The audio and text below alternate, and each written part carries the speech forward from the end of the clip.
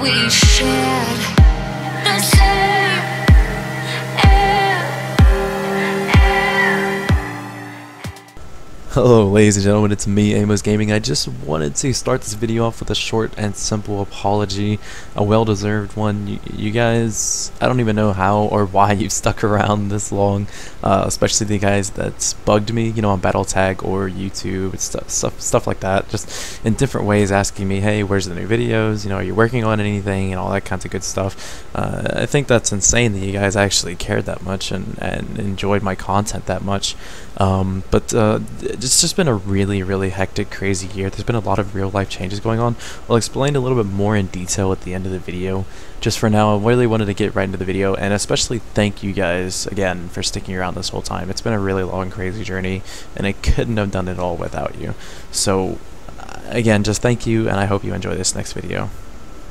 Alright, so similar to the last video, I'm actually going to break this down into sections once again, and of course I'm going to start off with the talents and glyphs as the first part.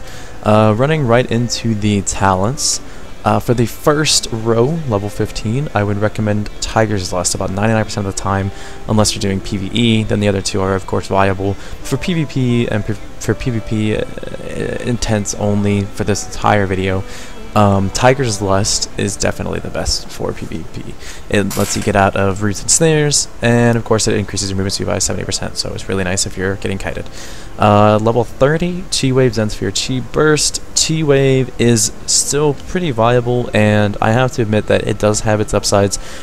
Two advantages to Chi Wave are, of course, instant cast and 15-second cooldown, compared to Chi Burst, where it's a cast and 30-second cooldown. You can actually get locked out of Chi Burst, which is pretty annoying because it also locks you out of Jade Lightning, locks you out of Expel Harm for heals, Surging Mist for heals, so you can really kind of screw yourself over if you're a little bit low HP and you get locked out of Chi Burst. But that's why Chi Wave is still viable, and I would like to recommend it, but honestly, later on in the video I'll show you why Chi Burst is so great. Your opener, you're going to do some insane damage if you're rolling with the setup Chi Burst and Chi Brew. I'll show you more about that later on in the video. But yeah, Chi Burst I'd say recommended most of the time. And you can play around with Chi Wave, see if you like a little more. Zen Sphere isn't really all that useful at all whatsoever. Doesn't really do much damage or anything. The explosion is nice, but that's about it.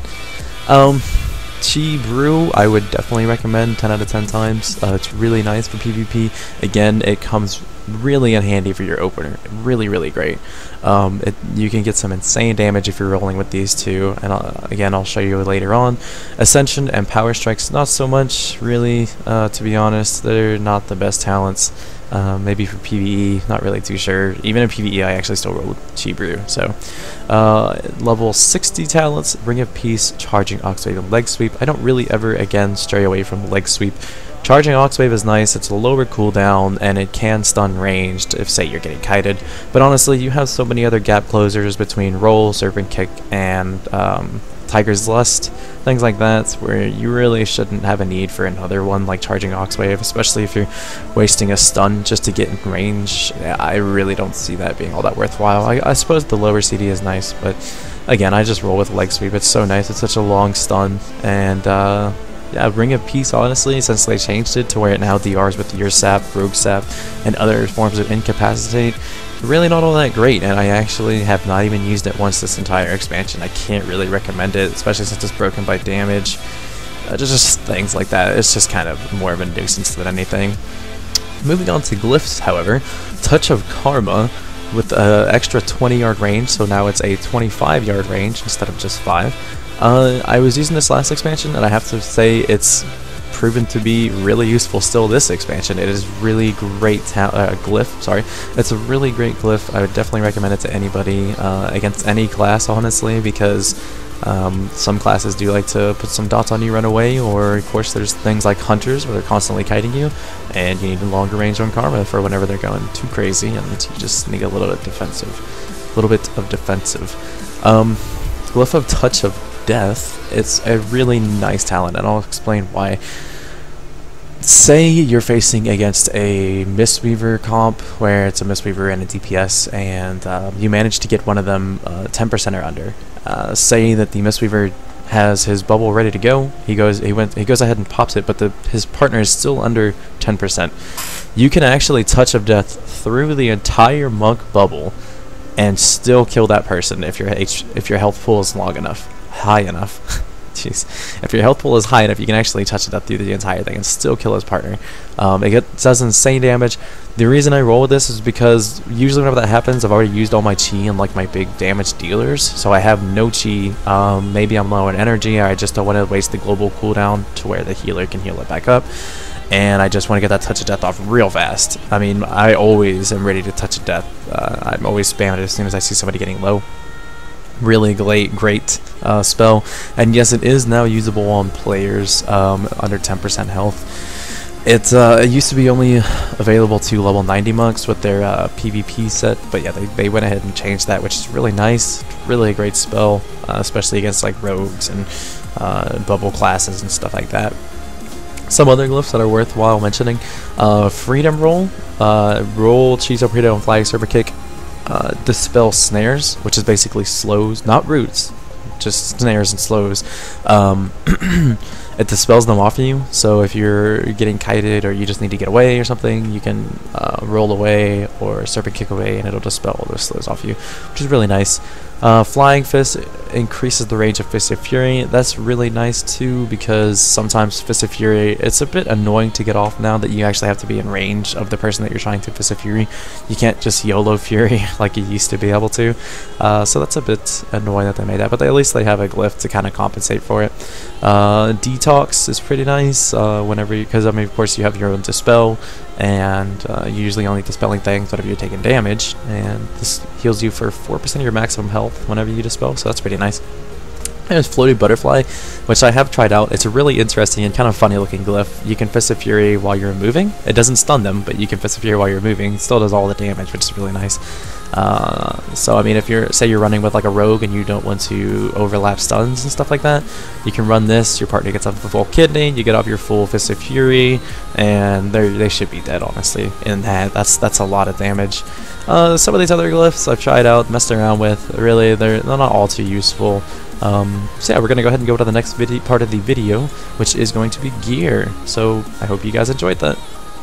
Okay, you guys, I think to make this just a little bit more simple on everybody, myself and you included, what I'm actually going to do, unlike last video where I went down the entire list of my gear and started naming things off, to simplify things, I think I'm just going to put up a list on the screen right now. Hopefully I'm doing this correctly in editing, and basically I'm going to be showing you what items are considered best in slot, what are some good alternatives, what I might have equipped, what else I would consider putting in that slot, and directly afterwards I'll go ahead and move on to the gems and enchants. I'll give you a little bit more information on stuff. But yeah, I'm sure as you can see from the current list, there is some very interesting choices where before this expansion you never would have considered, like, okay, this is a really weird piece, I never really would have honestly used that. And the reason for that is because in 6.0, whenever Warlords of Draenor dropped, they had introduced a stat squish to where pieces that used to be considered best in slot are not so great anymore. Their stats got kind of scaled down a little bit, or they're a little bit funky, and then you'll see some older gear kind of like rise up out of the dust, and it has some really great stats. It scales extremely well, and whenever you actually step into an arena or battleground, you actually scale up to, if you're level 70, you would scale up to level 79. So not only do you scale up to level 79, but your gear also scales up to what it would be at if it was a level 79 piece. So you'll see, say something from Encourage, it is, instead of being a level 60 piece, it scales all the way up to a level 79 piece. It has some pretty decent stats, and that is why you'll see people with even level 40 rings or any other pieces of gear that has some decent stats on it. You'll see it actually scales up extremely well inside these instanced PvP areas, and that is why these pieces are being used now. Yeah, I'm sure as you can see the items are a little bit funky. Just kind of bear with me. The only downside about what I'm doing right now is I can't exactly explain why these pieces are so good, but I'm sure as you can tell that from the stats alone that they're actually really good. I currently am not best in slot. I'm really close, but I'm not exactly there yet. But honestly, you really don't need to be best in slot to do pretty well with this class.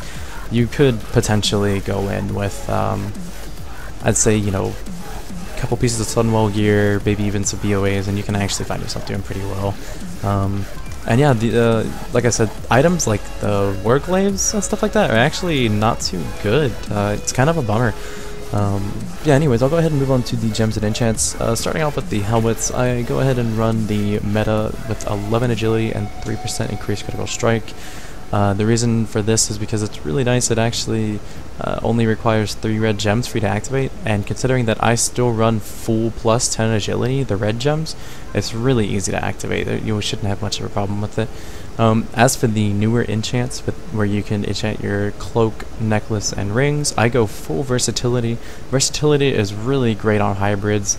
It actually increases your damage and healing done by a decent amount, and just if you get the highest end of enchants, you can actually get almost 10% versatility, which is almost 10% increased damage and healing done, and almost 5% decreased damage taken, so that's really nice. There's one gem that I need to recommend. It's called the Enchanted Pearl. It says +1 all stats right here, but if you look carefully, whenever you actually put it inside, it goes to +13 all stats. Not only that, but it also matches any color of a gem slot, so you can actually use it to meet a socket bonus like this one right here, +3 agility. I never would have gotten that if it wasn't for the Enchanted Pro. I would have just thrown in another red socket into that, so that's really nice to have. As for the different kind of other consumables and enchants, oh, don't forget to get your 3rd gem or 2nd belt slot, whatever you're running. If you're running a 1 or 2 socket belt, don't forget to get your belt buckle. Then I pretty much went for full attack power and agility, +6 all stats. There is a recipe, or not a recipe, I'm sorry, there is an inscription from the Aldor vendor that gives you 6 attack power and 4 critical strike, 6 agility and minor speed increase, just things like that. I just went for pretty much full attack power whenever it comes to enchants. And of course, for the weapons, one of them I have Bloody on, just because I really don't want to get rid of that. Unfortunately, I didn't buy any other more Bloody, so I can't use anymore.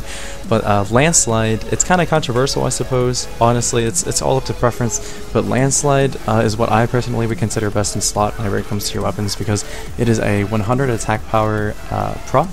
I believe for 10 seconds, possibly longer, but I want to say it's 10 seconds. But anyways, if you put it on both of your weapons and you end up getting both of them to proc at the same time, that is a really nice attack power bonus. So yeah, that's definitely what I would recommend in terms of gemming, enchanting, and all that good stuff. Hopefully this helps you out. If you have any questions about the gear or specific things, like enchants and other good stuff like that, just give me a holler down in the comments and I will do my best to get back to you and reply to you as fast as possible. So yeah, now that we're done with the gear and enchants, I'm going to go ahead and move on to the combat tips and tricks. Let's go. Okay, so I had originally planned on trying to record a skirmish and then talk over it and kind of like narrate basically what I'm doing and like play by play, and that really did not work out at all. I am not good at focusing on playing and then also talking at the same time. Some people have a knack for it. I personally just don't, and it stinks, but now I'm doing this in the future. I'm looking back at some footage and I can just kind of give you a little play-by-play, kind of help you figure out how I start and how to do some really big damage. So I come out and I do my 2 Chi Brew stacks. I'll pop my Jump the Bar Trinket, which is the longer it stacks up, the more damage it'll do. Pop my Tiger Eye, start off with a Chi Burst right into a Rising Sun Kick, go into Tiger Palm so I can get my armor debuff. I'll get a Jab so I can get the 2 extra Chi that I need for Fist of Fury, go straight into a Fist of Fury, and then from that Fist of Fury, usually it does so much damage if they don't trinket it that they're probably going to die from that and then Touch of Death. And then, as you can see, his partner is shortly dead thereafter with a Rising Sun Kick straight to the face for huge damage.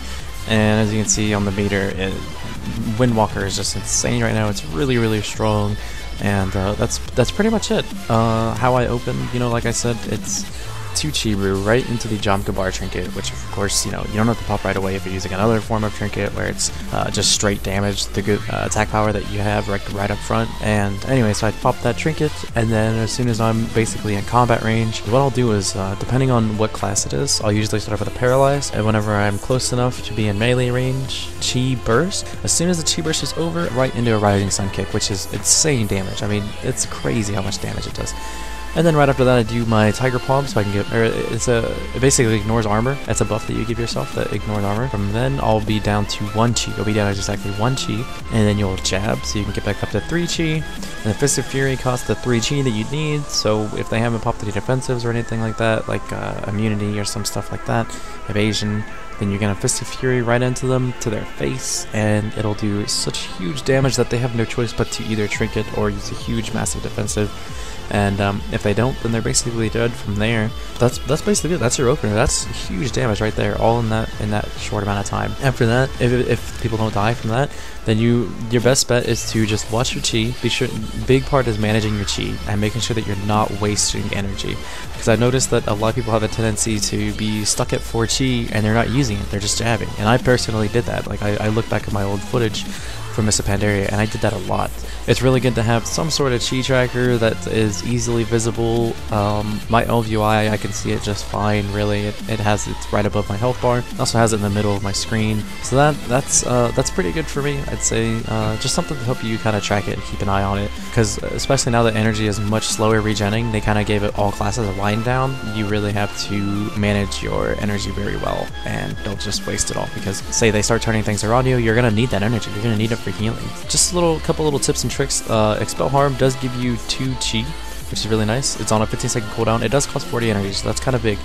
But if say you're in combat, you've taken some damage, and you're not close enough to get a jab off, then Expel Harm heals you for a really decent amount, especially if you have Tiger Eye, Brew Rolling, or Attack Power Trinkets or something. And Chi Burst, of course, heals you for a good amount, and it has a really nice long range, up to 40 yards away, so be sure to keep things like that in mind. Just know your cooldowns, know your limits. You really need to play around certain classes' weaknesses, such as Feral, how you can sort of kite them, because they're really insane right now.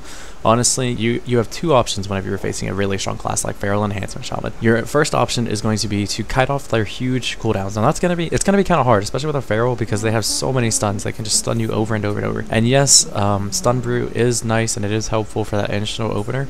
But considering they can just follow that right up as soon as your Stun Brew is down, it's really better to either just run away from him and kite off Incarnation, which is huge damage, or what you can do is just literally go headlong into him, hope for the best, hope they trinket something silly like your sap, you open up with a sap on him after you Stun Brew, get your 4 chi.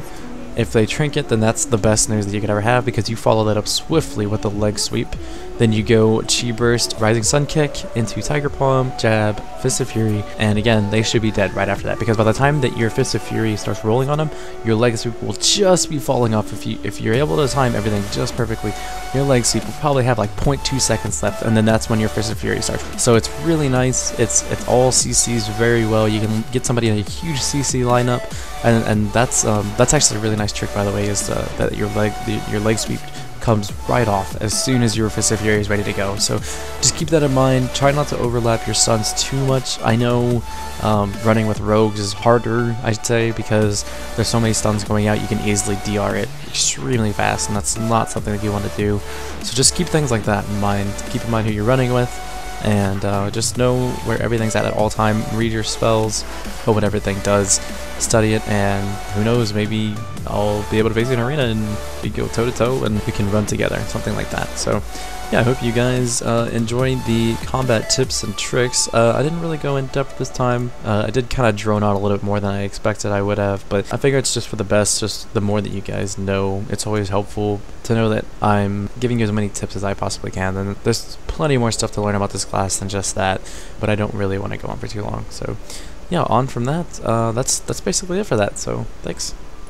Alright, you guys, that's basically it. That's pretty much all I have for you. Gear, gems, enchants, fight style, and talents and glyphs. I believe that's everything that I could possibly think of. If you happen to think of anything else, just let me know down in the comments, and I'll go ahead and get back to you as fast as I possibly can. If you have any suggestions for maybe what might come next, then please feel free to do so as well, because I have other Twinks. I have WoD hundreds, I have Twinks in other brackets, all kinds of good stuff. I wouldn't mind making guides for PvE, PvP, whatever it takes, you know, just, I feel like I definitely owe you guys something, because you guys have been sticking around this whole entire time, and it's been absolutely fantastic to have you guys as subscribers, because you've just been there the whole way, and like, you know, it's been nothing but positive energy and positive feedback. So just really wanted to thank you. I can't thank you guys enough. I told you guys earlier that I would contact you, I'm sorry, that I would let you guys know what's been going on, basically. It's been a really crazy year.